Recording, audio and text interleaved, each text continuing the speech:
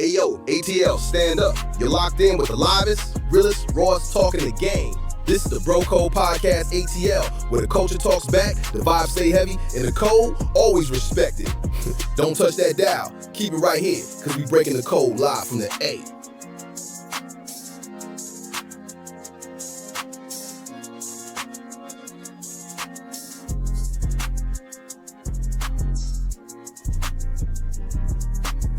Check. 1 2 1 2. Live across the universe. Check it out. Ladies and gentlemen, It's about that time, y'all. you are now in the mix. 10, 9, 8, 7, 6, 5, 4, 3, 2, 1. Welcome to the Code Podcast. Join Kennedy Lucas, Terry Lester, and Jackson Smith as they break down the biggest plays, share locker room banter, and keep it 100 on sports hot takes. Gear up, because this is where the real talk begins.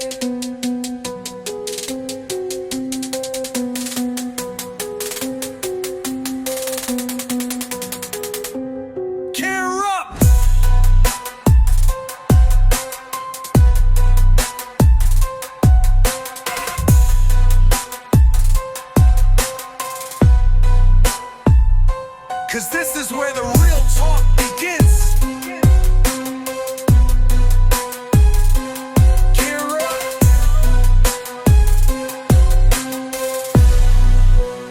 up. Cause this is where the real talk begins.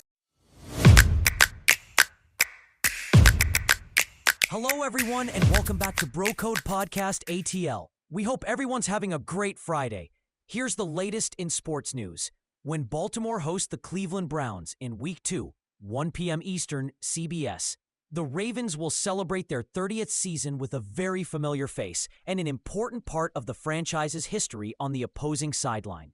Quarterback Joe Flacco, who was drafted number 18 by the Ravens in 2008, spent the first 11 years of his career with the team and helped lead the franchise to its second championship, Super Bowl XLVI. Will play his first game at Man-T Bank Stadium since being traded after the 2018 season, a move that paved the way for the current Lamar Jackson era. It'll be interesting to go back, Flacco told ESPN in an exclusive interview. Honestly, the whole AFC North is a pretty cool place to play. But Baltimore is a really cool place to play. Special fans, they love football. It should be a lot of fun, I'm sure. Flacco, 40, remains the Ravens' all-time leader in passing yards, 38,245, and passing touchdowns, 212. Only 5 players remain from Flacco's final season in Baltimore. Jackson, tight end Mark Andrews, offensive tackle Ronnie Stanley, fullback Patrick Ricard, and cornerback Marlon Humphrey. But as the Ravens hold their anniversary celebration, coincidentally against the city which lost its team to Baltimore, Flacco is expected to reunite with Coach John Harbaugh and a bevy of teammates and coaches he competed alongside during his time with the Ravens. He's iconic, I think, in Baltimore football history, Harbaugh said. Flacco's father, Steve, told ESPN that they're expecting to have at least 20 to 30 family members and friends at Sunday's game.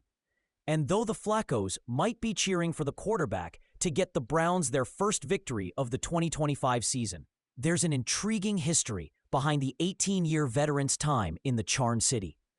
Former teammates, coaches, and those close to Flacco let ESPN in on the big-armed, composed passer who endeared himself to become Baltimore's Joe Cool. The workout before he was drafted, the Ravens were led exclusively by their defense in the first decade-plus of their existence in the NFL. The 2000 defense still stands as one of the best in league history, and those units frequently carried a cast of middling quarterbacks and shoddy offenses, after floundering to a 5-11 record in 2007. The Ravens had a top 10 pick and a massive need at quarterback. Flacco, who started his college career at Pittsburgh before transferring to Delaware, was one of the top quarterback prospects in the 2008 draft. Scouts advised offensive coordinator Cam Cameron and others in the Ravens organization to see Flacco throw in person. Delaware was renovating its facilities, including its practice field. So, we find a field, it's got no lines, no nothing. Cameron said, You would swear we were just in open pasture. The Ravens brought a few receivers. College guys off the street, just bodies. We needed somebody for Joe to throw to. Flacco had picked out his favorite worn-out footballs for the workout. The Ravens had other ideas. Cameron pulled out a bag of new balls and asked Flacco if he would throw them instead. Cameron took Flacco through a 90-minute workout. In the elements, it was windy, it was cold. Which I liked, Cameron said. Being with the Ravens, you wanted to see how weatherproof they are. Joe Douglas, then a Northeast area scout, as well as now general manager Eric DaCosta, who was director of college scouting at the time, were present. Joe didn't blink, said Casey Keeler, Flacco's coach at Delaware. They asked him to stay flat-footed on the goal line, and he threw it 80 yards in the air. The only workout they could remember that was even close.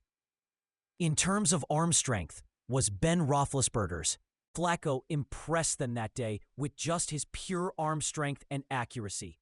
Some people in the organization had Flacco rated above Matt Ryan, whom the Atlanta Falcons made the first quarterback taken in that draft with the number 3 pick. Our scouts are just sitting there with their jaws hanging out, Cameron said. I said, guys, if we're smart, we'll walk out of here and nobody say a word of what you just saw. So we acted like it was no big deal. Not one person ever leaked out what happened in that workout. To see a guy not miss a throw in 90 minutes on a field with no lines and with receivers he'd never thrown to was pretty special. The Ravens originally held the number 8 pick, but traded back with the Jacksonville Jaguars to number 26 for a package of picks. We were up at 26, Cameron said, and all of a sudden, then GM Ozzie Newsome says, we're not going to let this one slip through. Everybody was thrilled. The Ravens used the 26th pick and a 3rd and 6th rounder to move up to number 18 and nab their franchise quarterback. Everyone knew we had a guy. On a defensive-led team filled with future Pro Football Hall of Famers at every level, Flacco's calm demeanor served as a contrast to the defense's strong personalities. Flacco's big arm, he could throw the ball through a hurricane. Wide receiver Derek Mason said, quickly caught the attention of his teammates. I was so focused on just making sure I didn't things up, Flacco said, of his first season in Baltimore. I went to the right spot with the ball, or I knew the play, I knew the cadence. As a rookie, you're thinking about so many different things. I mean, yeah, you're aware that Ray Lewis and Ed Reed are over there. And when you walk into the locker room, your eyes gravitate towards them. You're a fan. But at the same time, you knew going into a locker room with those kinds of personalities that you were going to have to stand tough. Lewis and Reed, arguably 2 of the best in NFL history at their respective positions at linebacker and safety, respectfully, tested the young passer in practice. Flacco, though, was up for the challenge. Everybody was there the day that Ed Reed baited Joe on a post route, Cameron said. Ed could do that like none other. He would bait you, leave somebody open just enough that he knew the quarterback would throw it. Then he'd go over and intercept it. He tried that with Joe, and Joe kept throwing it right past him, and he couldn't get him. And Ed came over to me and he says, "You got one there, coach." And then Ray followed up and said the same thing. He threw some balls by Ray in practice right away. And once Ray and Ed sign off on a guy, the whole team quit worrying about Joe Flacco as a rookie. Everybody started focusing on their own job, and that is huge.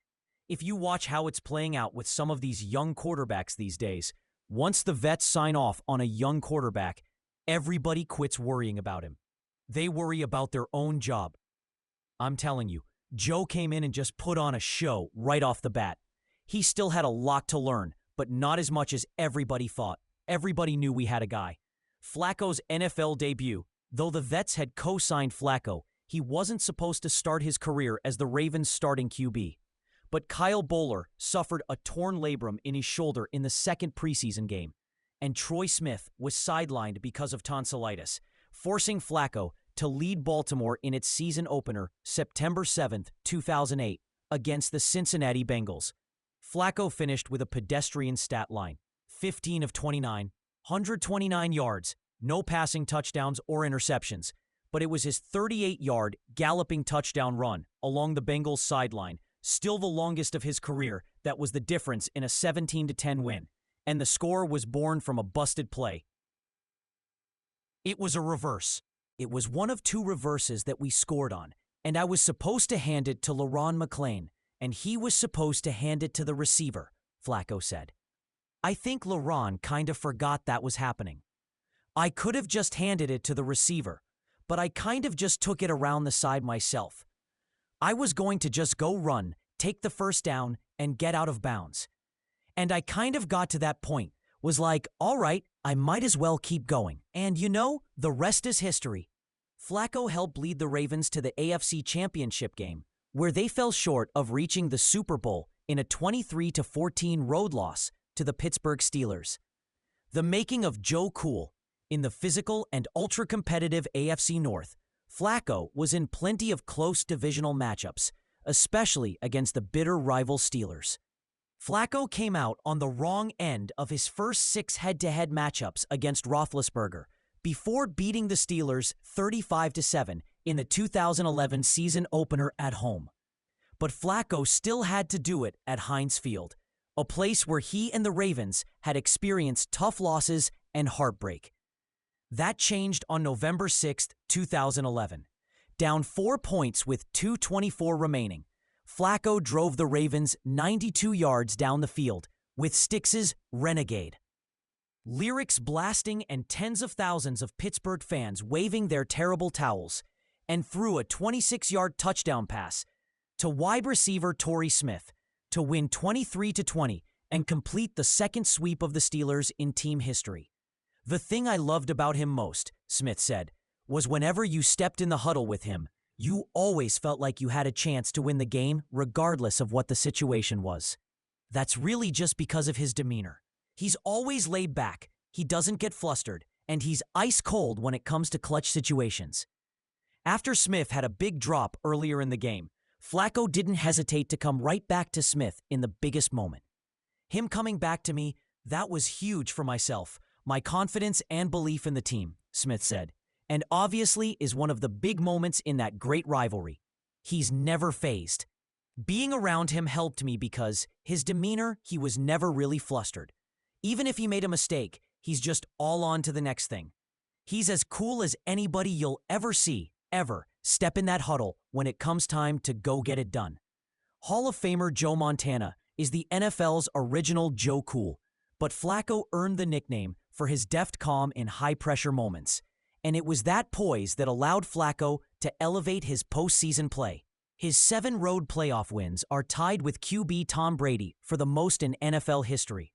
In the 2012 playoffs, Flacco threw 11 touchdowns and no interceptions as he knocked off Brady's New England Patriots and Peyton Manning's Denver Broncos en route to capturing the franchise's second championship in Super Bowl 45. The mile-high miracle, Flacco's 70-yard touchdown pass to wide receiver Jacoby Jones to send the divisional round game against Denver to overtime, remains one of the most memorable clutch plays in Ravens history.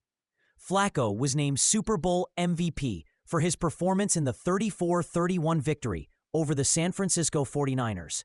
Playing on the final year of his rookie contract, Flacco parlayed the postseason run into a 6-year, $120 million contract, which at the time was the most lucrative in NFL history. Though many might have commemorated the deal with a large purchase or celebration, Flacco took a different route.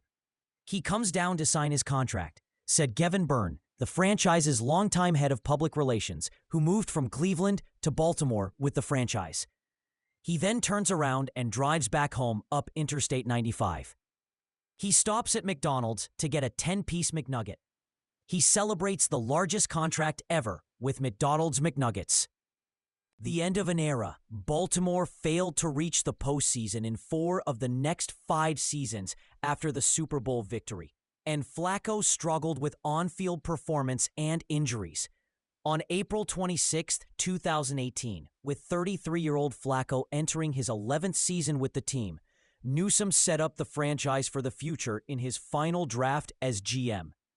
After maneuvering through the first night of the draft, Newsome traded back into the first round to select Jackson with the 32nd pick.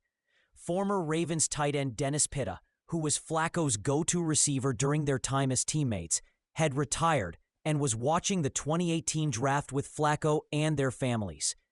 The whole time I'm joking with Joe, like, man, I can't wait until they draft a quarterback. We're ribbing him. He's laughing about it. Pitta recalled, when the Ravens took Hayden Hurst with the 25th pick, we joke, you're lucky, Joe. Then all of a sudden, with the 32nd pick, the Eagles make a trade and the Ravens trade back into the first round.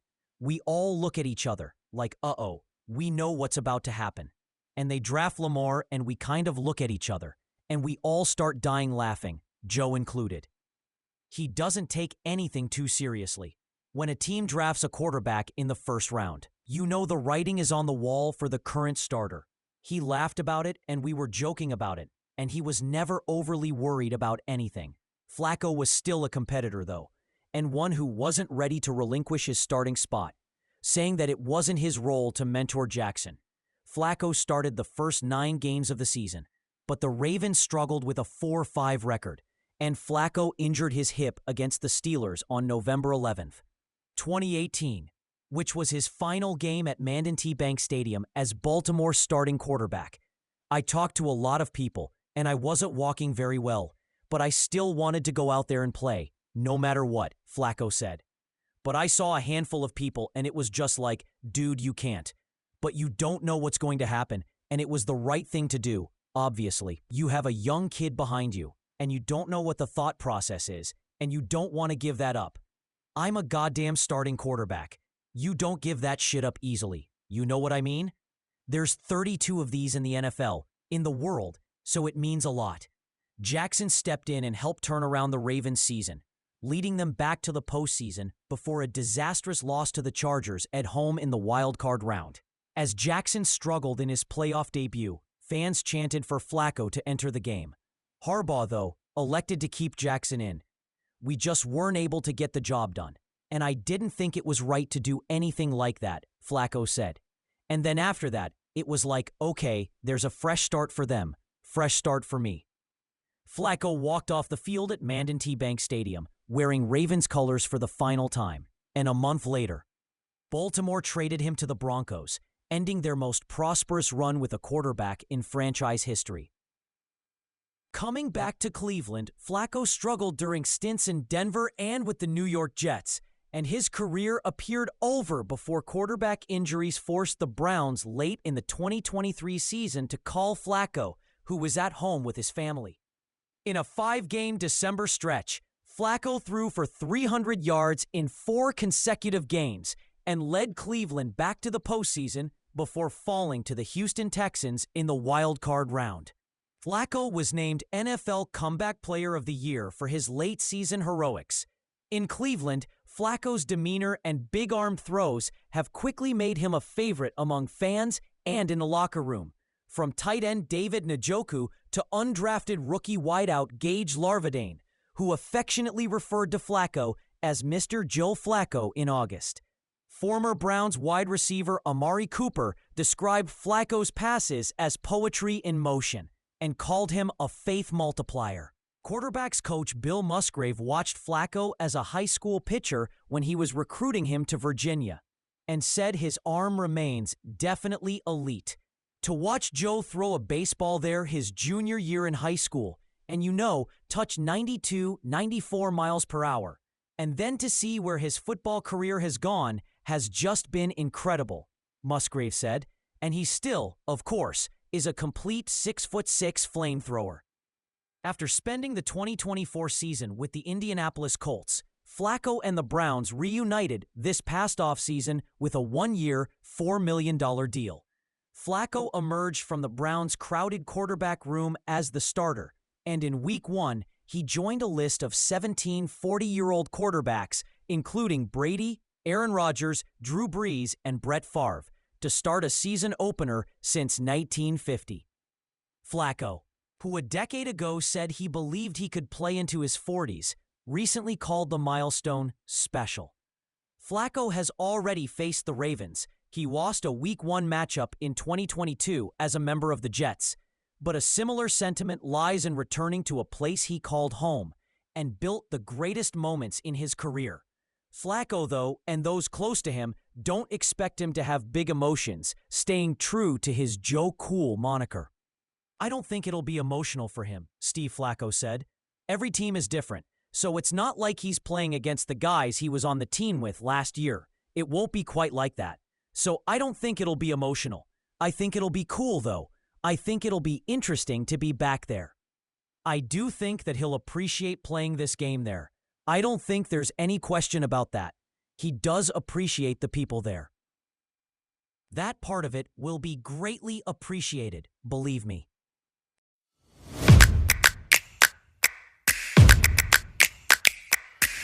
After a record 44-game regular season, it's finally time for the 2025 WNBA playoffs. Starting with a 4-game slate Sunday, 8 teams will vie for the title.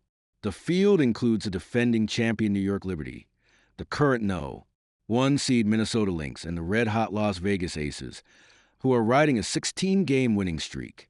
New York beat Minnesota in a 5-game WNBA Finals last year, but the championship series has expanded to best of 7 this season. The first-round format also has changed to 1-1-1, allowing every team in the playoffs to get at least one home game. That means the Indiana Fever, who ended a 7-year playoff drought last year, will host their first playoff game since 2016 next week. Fever sensation Caitlin Clark, sidelined by injury since July 15th, is out for the playoffs, but Indiana has shown resilience to still be a dangerous foe. We break down all 8 teams in the playoff field, from their best assets to their biggest flaws. What's on the line? After losing in the 2024 WNBA Finals, Minnesota, 34-10, has been atop the league standings all season and looks to win its 5th championship in franchise history and first since 2017. Projected starters: G. Courtney Williams, 13.9 points per game, 6.2 assists per game, for 0.9 rebounds per game. G. Kayla McBride, 14.9 PPG, 3.5 APG, 40.9% three-point percentage. F. Nafisa Collier, 23.0 PPG, 7.4 RPG, 1.6 blocks per game. F. Alana Smith, 9.8 PPG, 5.3 RPG. F. Bridget Carlton, 6.6 PPG, 3.6 RPG. Why they could win. Despite being the league's best team all year, the Lynx are playing with a chip on their shoulder. Losing in last year's finals was painful, especially how the series ended. In a winner-take-all Game 5, after which the Lynx questioned officiating. Last year's disappointment gives Minnesota extra motivation. Collier, a top 2 favorite for this year's MVP, which will be her first, ranks second in the league in scoring with 23.0 points per game. On Thursday, she became just the second WNBA player, joining Elena Del Don, to register a 50-40-90 season, shooting 53% from the field, 40% on three-pointers, and 91% from the free throw line. Minnesota averages the most points per game, 86.4, in the WNBA and has the best offensive and defensive ratings in the league. With players such as Williams, McBride, Smith, and Natisha Heedman, the Lynx boast some of the WNBA's best depth, which helped them keep a winning record 5-2, even when Collier was injured for 3 weeks in August. Opponents face an unrelenting rotation of players throughout the game, and all help result in a dominant regular season. Fatal flaw. Last year, the Lynx struggled with the Liberty size in the finals, and Minnesota's roster didn't get any bigger this season. With Smith at center and Collier at power forward, bigger teams can give them trouble. Their defense remains among the league's best, but facing teams with devastating combos in the post. Brianna Jones and Brittany Griner, who helped Atlanta beat Minnesota twice this season, come to mind. Could present challenges in the postseason. Kendra Andrews. No, 2 Las Vegas Aces. First-round opponent. Seattle Storm, 61.4% chance of advancing. Title chances. Per ESPN's BPI, 9.3%. What's on the line? The Aces are looking to get back to the finals for the first time since back-to-back championships in 2022 and 2023. Projected starters: G. Jackie Young, 16.5 PPG, 5.1 APG, for 0.5 RPG. G. Chelsea Gray, 11.2 ppg, 5.4 APG. Cia Wilson, 23.4 ppg, 10.2 RPG. F. Nalissa Smith, 8.2 ppg, 5.3 RPG. F. Kirsten Bell, 4.2 ppg, 1.8 RPG. Why they could win. The Aces, 30-14, ride a 16-game winning streak into the playoffs, a run that began after a 53-point rout by Minnesota on August. 2. That loss dropped Las Vegas to 14-14, but it was an enormous motivator. Wilson played well all season, but found an even higher gear in the second half, one that might have propelled her to a 4th MVP award. Guard Jewel Lloyd, in her first season with the Aces after 10 in Seattle, moved to a reserve role in late July that seemed to spark both her and the team.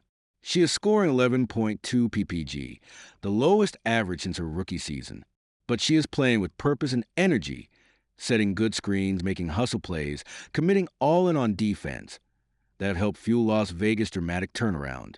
It took the Aces almost half the season to fully adjust to the absence of guard, Kelsey Plum, a starter on their 2 title teams who was traded to Los Angeles. But once all the pieces came together, they began to look more like a championship team. And with this win streak, the Aces' confidence is soaring. Fatal flaw. During the Aces' low moments earlier in the season, Coach Becky Hammon questioned their effort and defense. Both have been addressed, and there isn't likely to be a letdown in effort at this point. But can opponents find some cracks in the defense? Not with Wilson, who could once again be Defensive Player of the Year. But she will need everyone around her to play as well as they have done in the past month. No, 3 Atlanta Dream. First-round opponent. Indiana Fever, 66.9% chance of advancing. Title chances, per ESPN's BPI, 13.8%. What's on the line? The Dream, 30-14, who won twice as many games this year as they did in the 2024 regular season, seek their first title after losing in sweeps in 3 previous WNBA Finals appearances, 2010, 2011, 2013. Projected starters: G. Alicia Gray, 18.4 ppg, 5.3 RPG, 3.5 APG. G. Ryan Howard, 17.5 ppg, for 0.5 RPG, for 0.6 APG. G. Jordan Canada, 11.2 ppg, 5.7 APG. F. Brianna Jones, 12, 8 ppg, 7.3 RPG. F. Naz Hillman, 8.6 ppg, 6.2 RPG. Why they could win.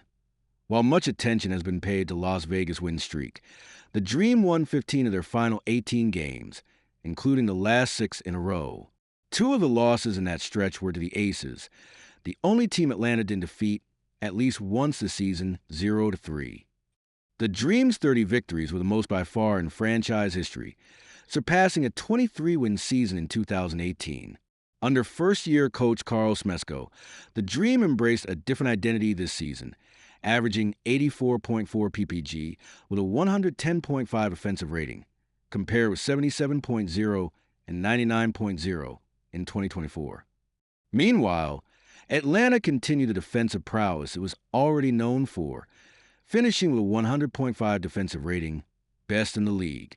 Depth is also key. The Dream earned their top 4 finish despite starters Howard and Canada missing a combined 27 games. Hillman, the front-runner for 6th Player of the Year, has actually been a starter since August, and center Brittany Griner has adjusted to coming off the bench. Guard Maya Caldwell, a hidden gem in the generally unimpressive 2021 draft class, has filled whatever role the Dream need, even starting 16 games. Fatal flaw. The Dream's main strength is their guard play, led by All-Stars Gray and Howard. Atlanta was one of the league's top 3-point shooting teams, averaging 9.6 per game, compared to 6.0 last season. Jones, Hillman, and Griner are good post players, but can they match up throughout the course of series with the very best in the league? That could be a concern, especially if they get through to the semifinals and face the Aces, the team they struggled against in the regular season. No, for Phoenix Mercury. First-round opponent, New York Liberty, 26.5% chance of advancing. Title chances, per ESPN's BPI, 1.1%. What's on the line? Phoenix, 27-17, which hasn't won a playoff game since firing Sandy Brondello after a loss in the 2021 WNBA Finals, aspires to get back, but must first get through Brondello's defending champion Liberty. Projected starters: G. Monique Akomakani, 7.7 ppg, 2.7 apg, G. Kalia Copper, 15.9 ppg, 3.0 rpg, F. Satis Abali, 16.4 ppg, 5.9 rpg, 2.4 apg, F. Alyssa Thomas, 15.7 ppg, 9.3 apg, 9.0 rpg. C. Natasha Mack, 4.7 ppg, 5.9 rpg, 1.6 bpg. Why they could win. In her first year with the Mercury, Thomas, a six-time WNBA All-Star, has been surrounded by the kind of shooting she never enjoyed in Connecticut. 7 Phoenix players have averaged at least 1 3-pointer per game, a total only Golden State can match. The result has been arguably the best season of Thomas's Hall of Fame career. She's shooting a career-high 53.5% and has recorded a WNBA record 8 triple-doubles. The Mercury don't sacrifice size for shooting, with 4 starters plus 6 women DeWanna Bonner all 6 foot, 1 or taller, which would make them a tricky matchup for smaller opponents. Fatal flaw. Phoenix got here in large part by taking care of business against opponents lower in the standings. The Mercury won the season series against every team below them, but Seattle split 2-2. That's good news against New York with home court advantage in the first round, but less promising when it comes to an extended playoff run. Phoenix was a combined 2-9 against the top 3 seeds no. 5 New York Liberty. First round opponent: Phoenix Mercury, 73.5% chance of advancing. Title chances: per ESPN's BPI, 19.9%. What's on the line? As the reigning WNBA champions, the Liberty seek to defend their title and enter the dynastic conversation. Why they could win. The Liberty have arguably more talent amassed on their roster than any other team in the league. 2 former MVPs in Stewart and Jones, one of the top guards in the league in Ionescu, and a defensive stalwart in Cloud.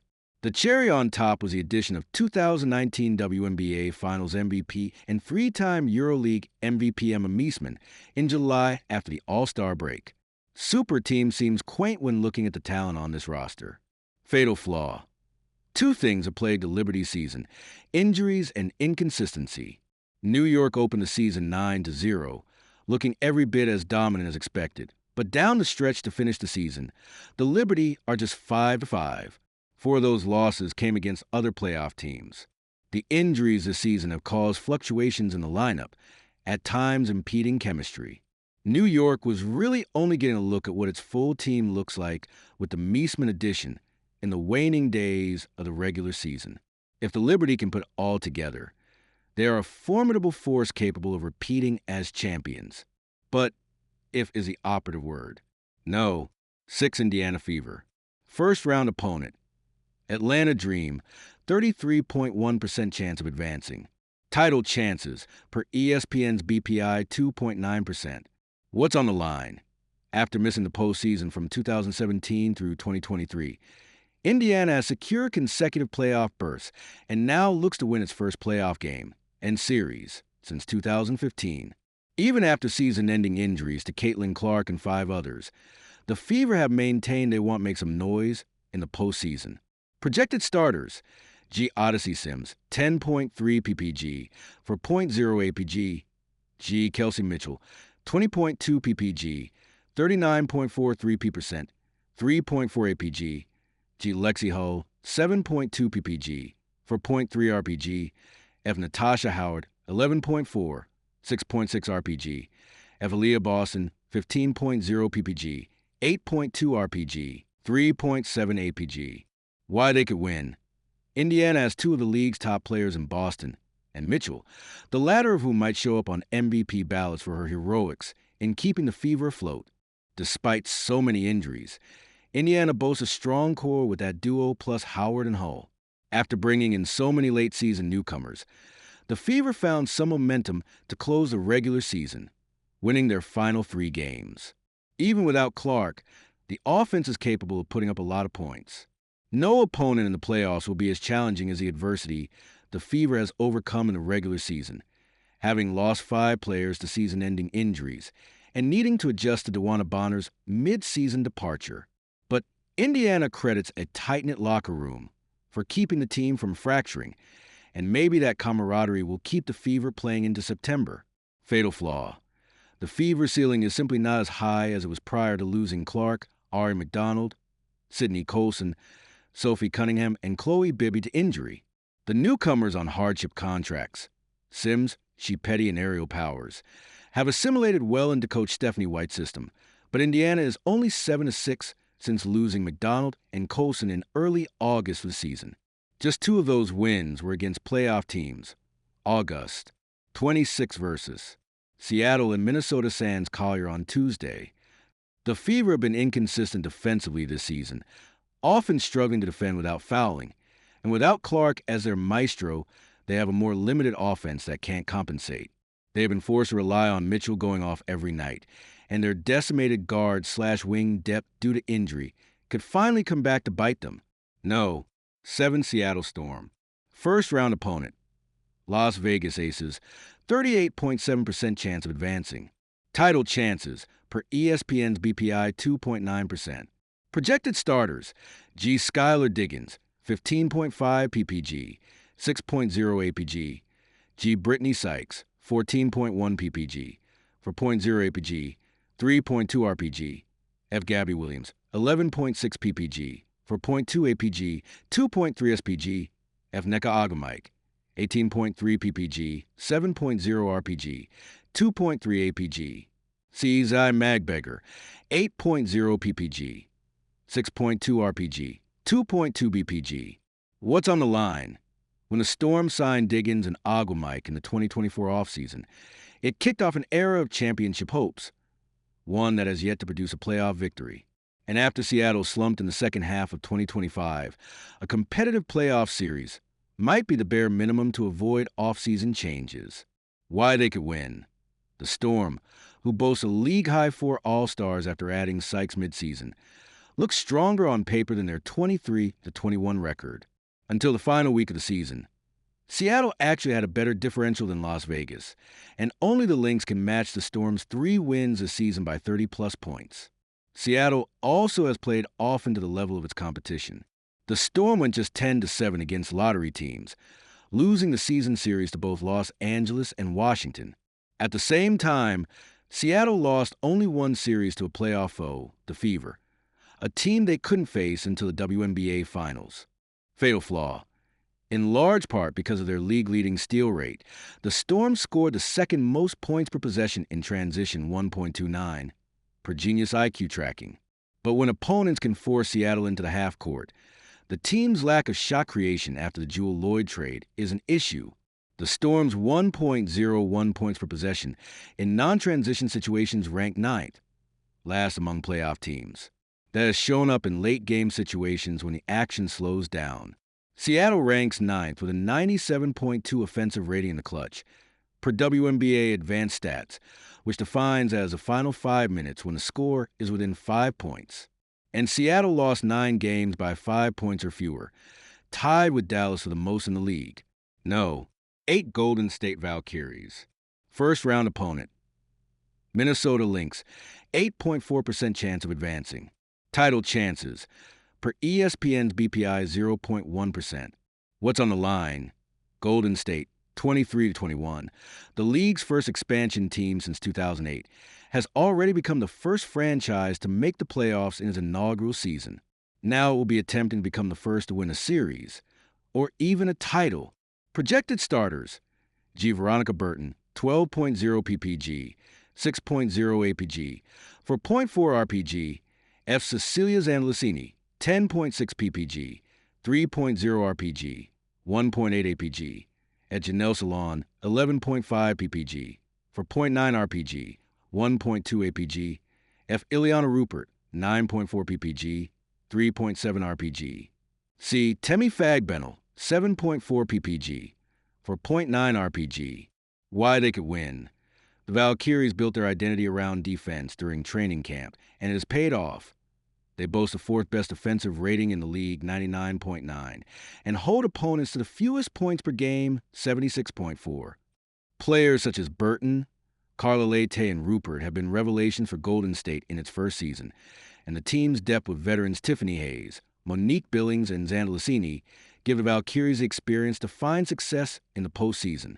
Golden State has a certain level of grit that should make opponents nervous facing the Valkyries.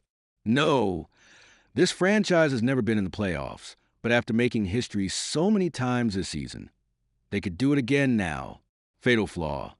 The Valkyries have a bottom 5 offense, scoring just 78.3 points per game, 4th fewest in the league, and shooting a league-worst 41% from the field. Their leading active scorer, Burton, has come up with big buckets and lit a spark for the team on multiple occasions, but she gets just 12.0 points per game, 38th in the WNBA. Despite how strong their defense is, the Valkyries might not be able to produce enough offense and score and stay competitive and make a deep postseason run. Hey yo, ATL, stand up. You're locked in with the livest, realest, rawest talking the game. This is the Code Podcast ATL, where the culture talks back, the vibes stay heavy, and the code always respected. Don't touch that dial. Keep it right here, because we breaking the code live from the A.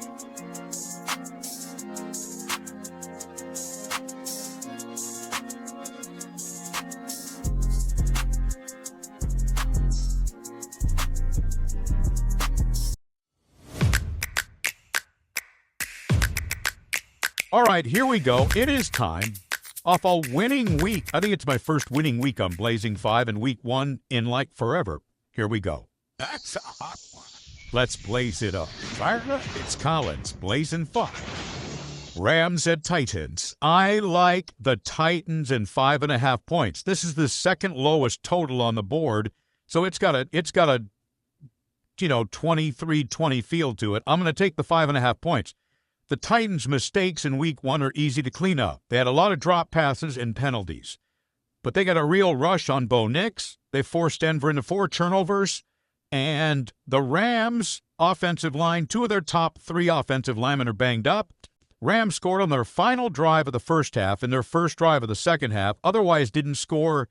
So I think this is low scoring. I think the Titans' mistakes against an aggressive, very good defense were understandable for Cam Ward's first game. I think I'm going to take the Titans. I think it's a 23-20 game. I'll take the Rams to win, but I'm absolutely taking the 5.5 points with Tennessee. Seahawks at Steelers. Take the under 40.5. Pittsburgh's got too much pride and too much talent to look like they look in week 1 defensively. They're going to play with their hair on fire defensively. Mike Tomlin had to be humiliated by that. They have too many good players. And Seattle's offense, it's not going to be a high-powered offense. It's a run-first offense. They don't have a number 1 receiver. And under Mike McDonald, 8 of the 18 games, 20 points or fewer. So last week's Seattle game, that's what Seattle's going to look like. They're going to keep teams in the 23-20 range, and they're not going to score a ton of points. That's not what they are. They don't have the perimeter weapons. So I think Sam Darnold struggled in his last couple of games, come back down to earth.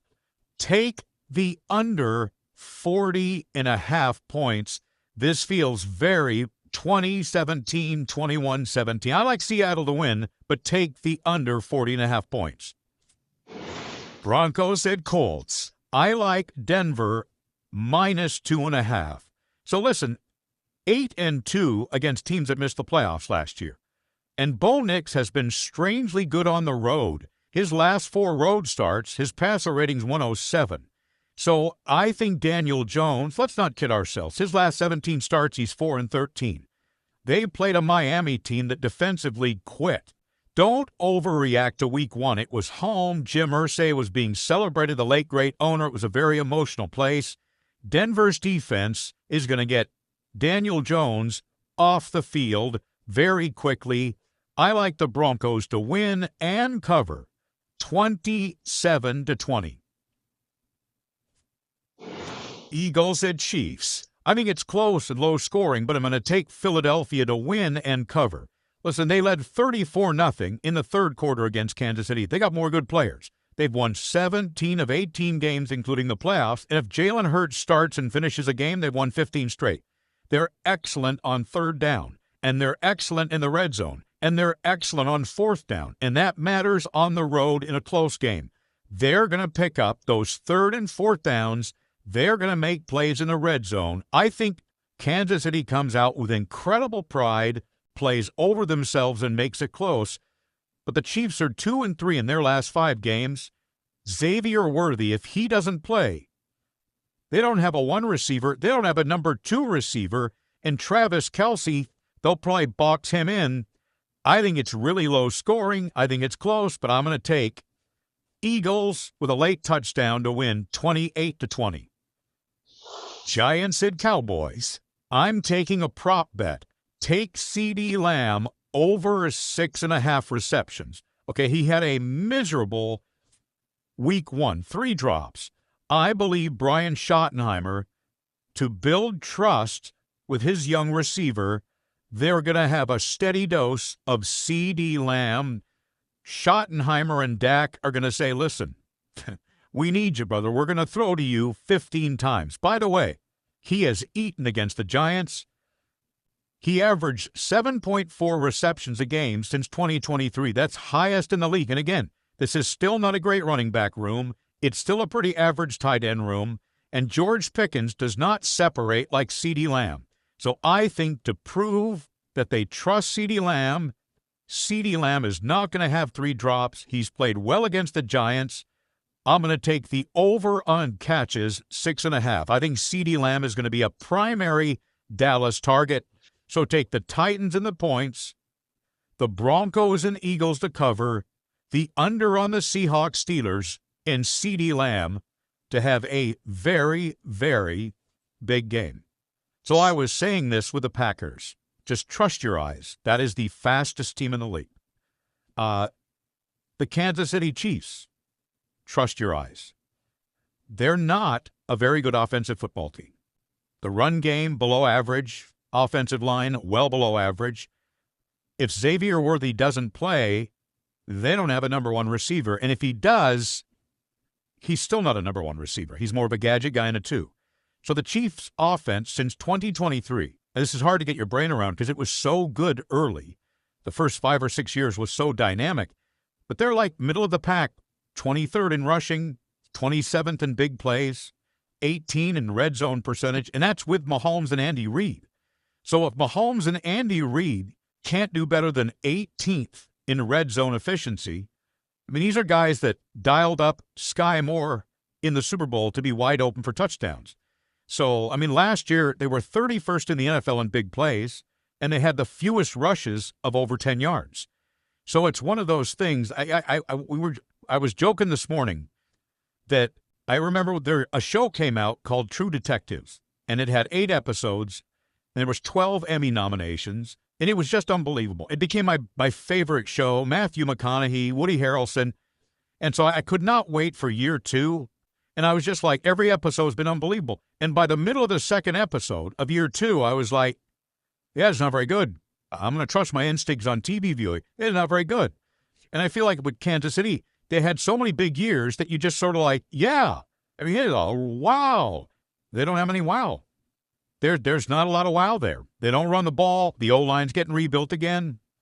And, and again, this is with Reid, Mahomes, and a great GM. So they have hit on a lot of defensive draft picks.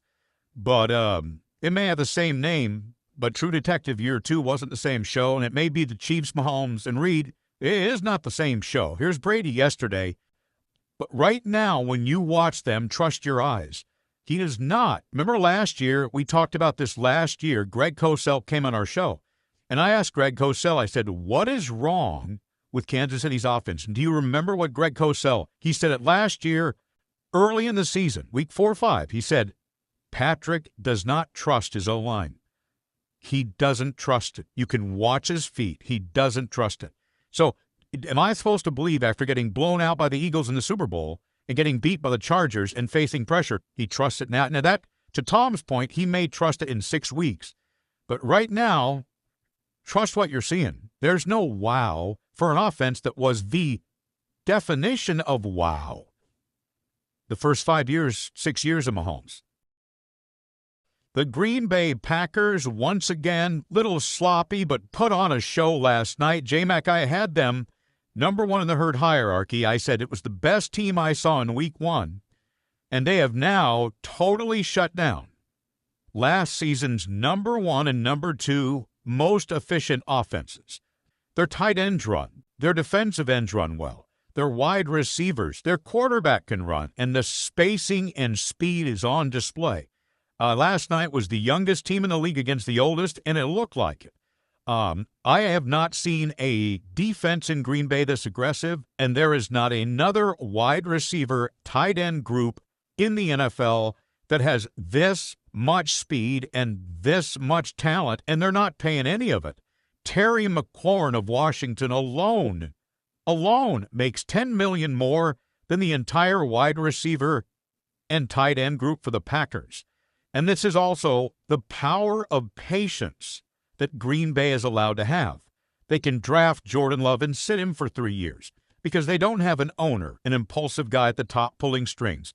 They don't have a harsh and relentless local media, and they have loyal fans and reasonable fans. So when they dip their toe in free agency like Micah, it's worth it. The other thing I thought last night is, people freak out, oh, Green Bay gave up 2 first-round picks. You tell me, what do they need? They got their quarterback, they got their skill. I mean, they've got their tackles, they've got their pass rusher, they got their linebackers. That's when you can give up first-round picks. What do they need? And for the record, Matthew Golden, the kid out of Texas, again, it's going to take him until week 6, 7, 8, 9. He's going to be another track star.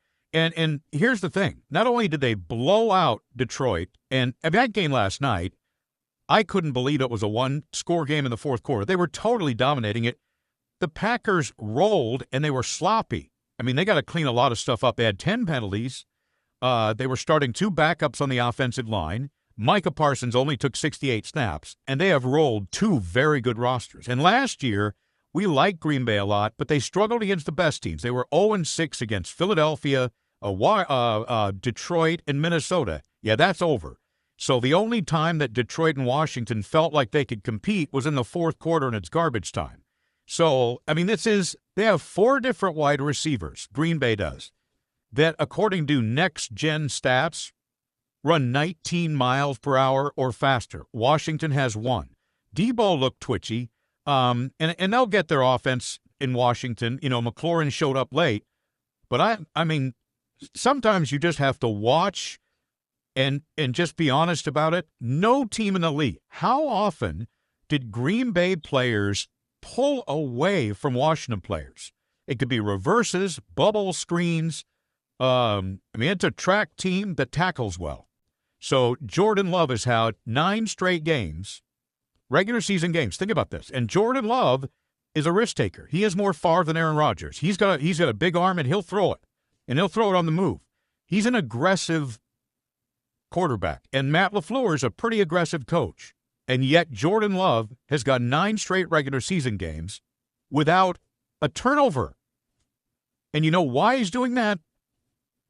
Because he figured it out. Just get the ball to this speed group, and they'll do the rest.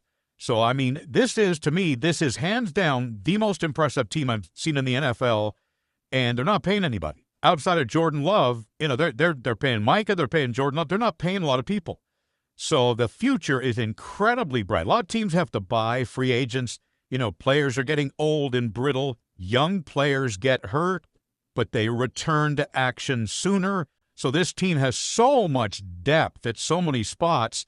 And again, young athletes recover quicker. I don't see any liability here holding this team back from getting to a Super Bowl. Right? To me, I don't see a flaw. Just they got to clean some stuff up. They're sloppy. Starters don't play in the preseason. It's week 2. I don't take anything from the mistakes. They're all easy to clean up. And here's Jordan Love on the skill and speed that surrounds him. Mahomes didn't have one. Peyton Manning was substantially better in year 2. Joe Burrow didn't have one. Lamar Jackson didn't have one. Josh Allen got better year 1 to year 2. I don't think Jaden Daniels going to be a sophomore slump guy because I think he has elements to his personality and his makeup that transcend slumps. IQ, maturity, EQ, poise, those are slump-proof. Power hitters in baseball, they have slumps. Tony Gwynn hit .415 against Greg Maddux. Contact hitters like Tony Gwynn, not really slumpy. Steph Curry, 16 years in the league, 39% to 44%. He doesn't have slump years. He may have a bad half. So I think Washington last night ran into a green and white buzzsaw. It was a short week. They were on the road. Green Bay's the best team in the league. Green Bay's the fastest team in the league, and Washington isn't. They have one receiver that runs over 19 miles an hour, next-gen stats. Green Bay's got 4. And I think one of Green Bay's most talented skilled players, Kraft, as a kid, he'll only get better, and he's great now. And Golden out of Texas, again, it's his second NFL game. So they were short week, on the road, old team, against the young team. I don't worry about Jaden Daniels at all. I think he's magnificent, and here he is after him. Debo's a new chess piece. McLaurin got into camp late. And I think just watching Green Bay, I mean, Detroit was a bulldozing run game, and last week against the Packers, they couldn't move the ball.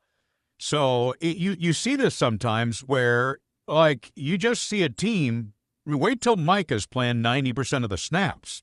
I mean, Micah played 48% last week. He played 68% last night. I mean, you watch these highlights we're showing you on television. Green Bay's closing speed is everywhere. And you know, the faster you are, the more aggressive you are. And the Packers are super aggressive, and I just don't think Washington knew what they were in for.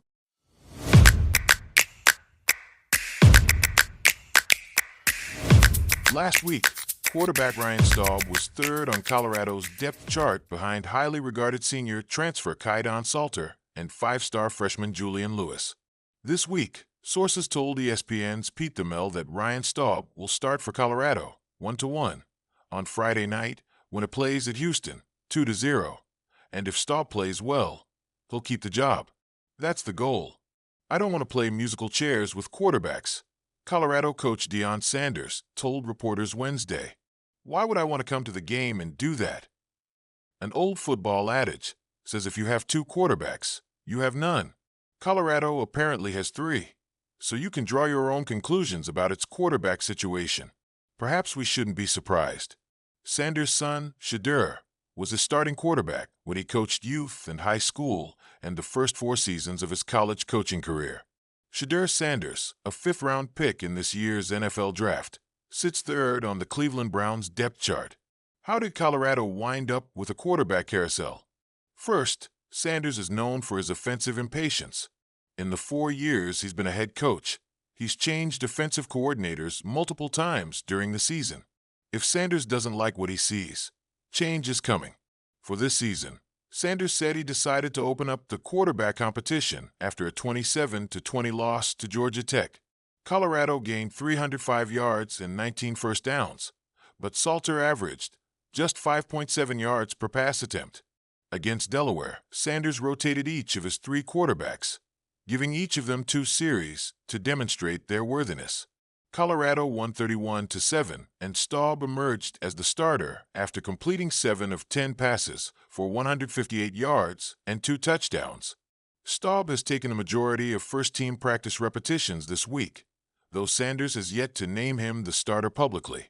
Leadership is involved. Understanding the totality of the offense is involved, and being able to do some things that are off script, Sanders said. When the play breaks down, come on, man, what you got?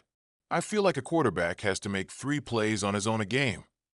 Like Staub's 71-yard touchdown pass to Sincere Brown, the result of Staub changing to a better play.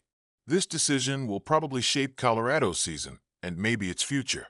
After all, Lewis, a 5-star freshman from Georgia, was considered the future.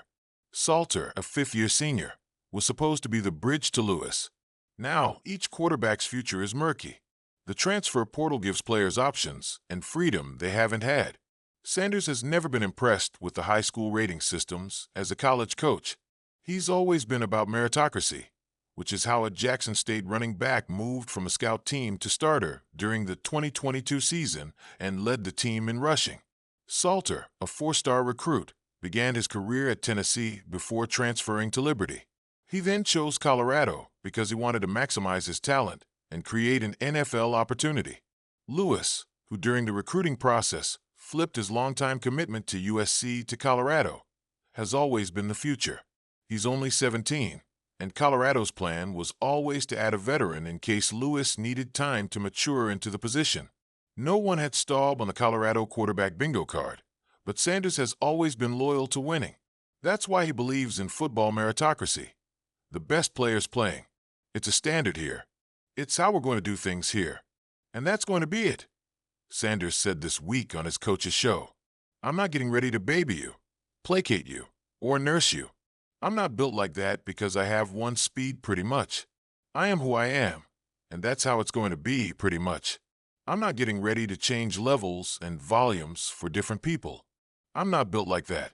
I'm not built to play coach. I'm built to coach. They should have understood that before they came. Now that you get to see it live, and in color it may be different, they should have understood that when they came. What about me had changed? Against Delaware, Salter started and led Colorado to 10 points on a pair of 12-play drives. Lewis, making his college debut, replaced Salter and directed 2 drives that ended with punts. Staub directed a 6-play, 76-yard touchdown drive in the final minute of the first half, and he started the third quarter with the touchdown pass to Brown for a 24-7 lead. He played 2 more series, leaving with a 31-7 lead after Micah Welch scored on a 10-yard touchdown run at the start of the fourth quarter. Salter, Conference USA Player of the Year in 2023, played 2 more series, and Lewis had 1. Salter finished 13 of 16 for 102 yards and ran for a touchdown. Staub did what we expected him to do. You all are surprised. We weren't, Sanders said. We were thankful and appreciative and happy and elated for him. He seized the Durham moment. When Sanders arrived in 2023 and much of the team entered the transfer portal, Staub stayed and threw 44 passes in 2 seasons. He's earned the respect of the coaching staff and teammates. His commitment to the team, whether signaling in plays or running the scout, never wanes. His teammates cheered loudly for him when he joined Sanders on a circular dais in the locker room after the game. Several former Colorado players sent him congratulatory texts this week, and a few, like Shadur Sanders, phoned. Staub is a lovable dude, man, Deion Sanders said. He's not going to be one of those guys who somebody else is starting and he's sitting on the bench mad, sulking, going from giving signals to getting in the game. That don't happen. Hats off to him. He's the ultimate teammate. He's the ultimate character guy. Those are the types of guys that we're looking for. Oftentimes, though, guys don't come with 3 or 4 or 5 stars you get excited about. I want to know if they fit here. We've collected projections for the most anticipated free agents of the last 3 off-seasons. First, it was Aaron Judge, then Shohei Ohtani, then Juan Soto, with an update in October. While there isn't a massive free agent expected to smash records this winter like Ohtani and Soto did, there are 2 players who are intriguing for different reasons and also happen to have the same first name, Kyle Schwarber and Kyle Tucker. From one point of view, Tucker has had a solid walk year, posting 4.7 WAR with his offensive numbers down just a tick from last year's career year, but underlying metrics close to his best seasons. On the other hand, Tucker had a really rough run in August, hitting .148, .233, .148, 16 WRC plus, over 15 games, 61 plate appearances from August 1 to August 18. This led to him sitting out games August 19 and 20. The Chicago Cubs right fielder has hit well since returning, but now he's on the injured list with a calf strain. That said, he was tied for 5th in baseball in WAR at the end of June, and he remains in the top 20. Schwarber's season is less complicated.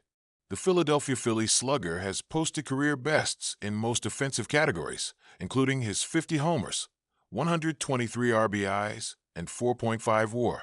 The only negatives for his outlook on free agency are that Schwarber will be 33 years old in March and has played only 13 games in the field over the last 2 seasons.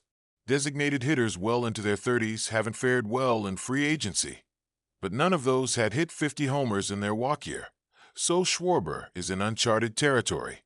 How much might each of the Kyles get this winter? We polled 20 scouts, executives, and agents to find out. How much could Tucker get? Here are the 20 responses from our panel, grouped in tiers by total dollars. Under $350 million, 6-11 years $308 million, 9 years $315 million, 2x, 8 years $320 million, 9 years $340 million, 9 years $342 million, $350 to $399 million, for 8 years $352 million, 10 years $375 million, 12 years $375 million, 11 years $380 million, $400 to $499 million, 8, 10 years $400 million, 11 years $400 million, 11 years $418 million, 10 years $420 million, 2x, 10 years $425 million, 12 years $425 million, 10 years $450 million, at least $500 million, 10 years $500 million, 12 years $550 million. The average of all 20 projections is 10.1 years, $391.5 million, for $38.8 million average annual value AV. The median projection of those deals is $390 million. Who are the closest comps? Tucker's consistent standout performance, 5 straight 4 to 5 F4 seasons and 5 straight hitting performances, 30% better than league average, makes it hard to find a recent free agent comparison. He's 10th in baseball in WAR over the last 5 seasons. Over the last 4 free agent classes, the $150 million plus position players don't have a great fit for a comp. Soto's $765 million deal and Ohtani's $700 million deal aren't useful. Shortstops Willie Adams, Tree Turner, Xander Bogaerts, Carlos Correa, Dansby Swanson, Marcus Semien, and Corey Seager are positionally quite different, though Seager isn't a terrible secondary comp. Freddie Freeman was 3 years older than Tucker as a free agent, and Aaron Judge was 2 years older, while also coming off of an 11.1 WAR season with 62 homers, so neither seems that relevant. Chris Bryant was already trending down when he hit free agency, while Brandon Nimmo was trending up but had years of durability concerns. Vladimir Guerrero Jr.'s $500 million April extension with the Toronto Blue Jays is the comp that kept coming up with those we surveyed. Vlad's extension kicks in next year for his age, 27 season, while Tucker will be 29. It's only 2 years, but it's a very important 2 years in projecting the value in a long-term deal. Tucker has more base running and positional value, but he's still a corner outfielder. Guerrero's extension was signed outside of a competitive bidding situation, with the perception being that the Jays paid a little more than the market would bear to lock up their franchise player after a last-place American League East finish last season, and with fellow core player Bo Bichette still unsigned. Who are Tucker's potential suitors? There was little confidence from those surveyed, none of whom work for the Cubs, about the Cubs winning a bidding war for Tucker. The Los Angeles Dodgers, longtime fans of Tucker, were mentioned by a number of industry insiders. We didn't ask about a projected team, so the Dodgers coming up often seems to be indicative of feeling in the industry that they're the team to beat. Putting all of those pieces together, you can see why a contingent of the industry thinks Tucker will land somewhere around Guerrero's extension. Some think he'll end up closer to $300 million, but most have him around $400 million, give or take, which is also where Jeff Passan sources led him. How much could Schwarber get? Here are the 20 responses from our panel, grouped in tiers by total dollars. Under $100 million, 2 4 years, $72 million, 3 years, $90 million, $100 to $125 million, 11 3 years, $100 million, 4 years, $100 million, 4 years, $110 million, 2x, 4 years, $112 million, 3x, 5 years $118 million. 4 years $120 million. 2x. 3 years $125 million. 126 to $180 million. 5 4 years $140 million. 6 years $150 million. 4 years $160 million. 5 years $160 million. 4 years $180 million. At least $200 million. 2 6 years, $200 million. 7 years $245 million. The average of all 20 projections is 4.3 years, $131.8 million, for a $30.7 million average annual value, AAV. The median projection of those deals is $119 million. Who are the closest comps? A handful of comps come up for Schwarber J.D. Martinez, 5 years, $110 million going into his age. 30 season in 2018, 45 hours, 4.3 WAR walk year. Paul Goldschmidt, 5 years, $130 million going into his age. 32 season in 2020, 33 hours, 4.6 WAR in walk year. Freeman, 6 years, $162 million going into his age. 32 season in 2022, 31 hours, 4.7 WAR in walk year. The comp math would say Schwarber should get 1 year less than the shortest deal above due to his age, thus, for years, and land in the $25 to $30 million average annual value, AAV area, which is right where those surveyed ended up. Who are Schwarber's potential suitors? Conversely to the Tucker/Cub situation, a lot of those surveyed think there's a strong chance the Phillies will act quickly after the season ends to bring Schwarber back. Either way, he seems to be a target for a contending team looking to beef up the middle of its lineup in the short term, and hopefully not have an albatross on its ledger at the end of the deal. All of those teams would be conscious of luxury tax numbers, and a rival agent brought up an interesting wrinkle he's expecting to see. Schwarber will get that 5th year, for a little added money, to get the AAV down. A number of teams should be interested at that low 9-figure area, as the predictions suggest, but there could eventually be a landing spot closer to $150 million with enough competitive bidding. That said, some teams simply can't stomach that kind of money for an older DH.